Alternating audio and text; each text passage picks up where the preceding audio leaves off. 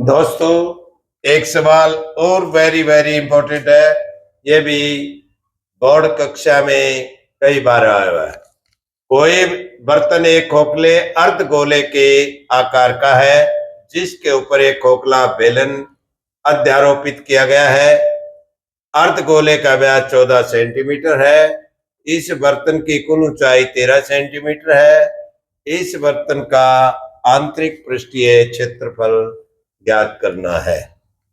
दोस्तों, इसका चित्र ये बनेगा।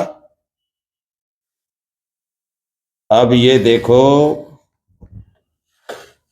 ये खोखले बेलन का और अर्धगोले का दोनों का व्यास बराबर होगा। इसका सॉल्यूशन क्या है? अब इसकी टोटल ऊंचाई जो है 13 सेंटीमीटर है। ये यहां से यहां तक 13 सेंटीमीटर है। अब गोले का व्यास जो है ये 14 सेंटीमीटर है, तो इसकी त्रिज्या बन जाएगी, आधा करेंगे तो 7 सेंटीमीटर बन जाएगी। अब ये बेलन की भी त्रिज्या वही है और गोले की भी है। अब हमें इसमें बेलनाकार भाग की देखो, अर्ध गोलाकार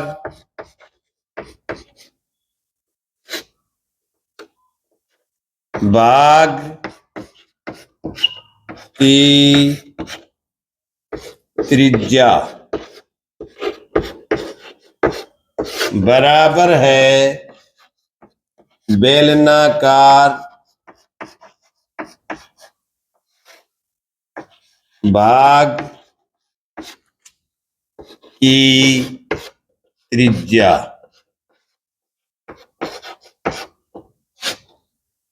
आर बराबर है 14/2।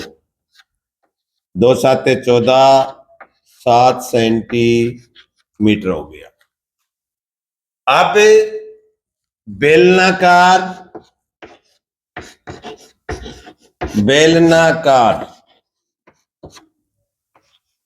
भाग की ऊंचाई बराबर है, ये पूरी ऊंचाई में से ये गोलाकार भाग की ऊंचाई इसकी त्रिज्या के बराबर होती है, इसलिए 13 में से 7 घटा देंगे। ये आ गया 6 सेंटीमीटर। क्योंकि अर्धगोलाकार भाग की ऊंचाई उसकी त्रिज्या के बराबर होती है। तो दोस्तों, अब हमने इसका आंतरिक पृष्ठ का क्षेत्रफल निकालना है, क्योंकि अंदर अंदर का हमने इसका क्षेत्रफल निकालना है। तो कैसे निकालेंगे? अब हम लिखेंगे बर्तन के आंतरिक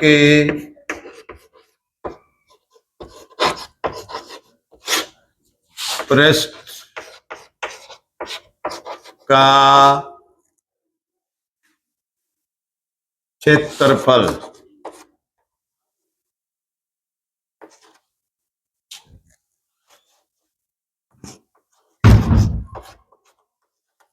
बराबर है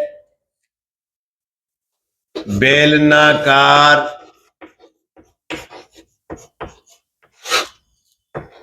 भाग का वक्र पृष्ठ का क्षेत्रफल प्लस गोलाकार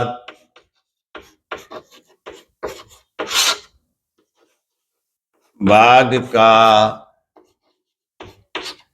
क्षेत्रफल।